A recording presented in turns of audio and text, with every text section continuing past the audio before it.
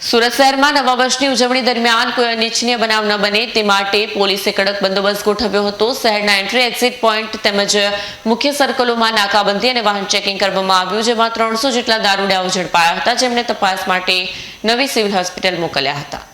સુરત શહેરમાં નવા વર્ષની ઉજવણી દરમિયાન કોઈ અનિચ્છનીય બનાવ ન બને તે માટે પોલીસે કડક બંદોબસ્ત ગોઠવ્યો હતો। નવા વર્ષની ઉજવણીના બંદોબસ્તમાં વાહન ચેકિંગ દરમિયાન શંકાસ્પદ વાહન ચાલકોની બ્રેથ એનાલાઇઝર દ્વારા તપાસ કરવામાં આવી। નશાની હાલતમાં જણાયેલા લોકોને સ્થળ પર જ અટકાયત કરવામાં આવી। આ કાર્યવાહી દરમિયાન 300થી વધુ દારૂડિયાઓ પોલીસના સકંજામાં આવ્યા। પકડાયેલા તમામ દારૂડિયાઓને સિવિલ હોસ્પિટલ ખાતે લઈ જઈ લોહીના નમૂના લેવામાં આવ્યા અને કાયદેસરની મેડિકલ પ્રક્રિયા પૂર્ણ કરવામાં આવી। બાદમાં શહેરના અલગ અલગ પોલીસ મથકોમાં દારૂબંધી કાયદા હેઠળ ગુના નોંધી આગળની કાર્યવાહી હાથ ધરવામાં આવી છે। કેમેરામેન હકીમ શેખ સાથે વસીમ હાસમીનો રિપોર્ટ, આઝાદ ન્યૂઝ, સુરત।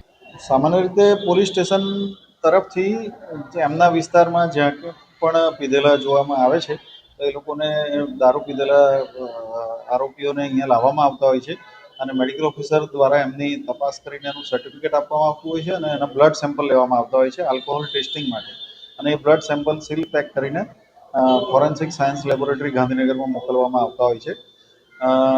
સામાન્ય રીતે 31 ડિસેમ્બર દિવસે ખૂબ વધારે પ્રમાણમાં આવી રીતે જોવા મળતા પ્રોહિબિશનના કેસો જોવા મળતા હોય છે અને પોલીસ તરફથી બી એની સઘન ચકાસણી કરવામાં આવતી હોય છે।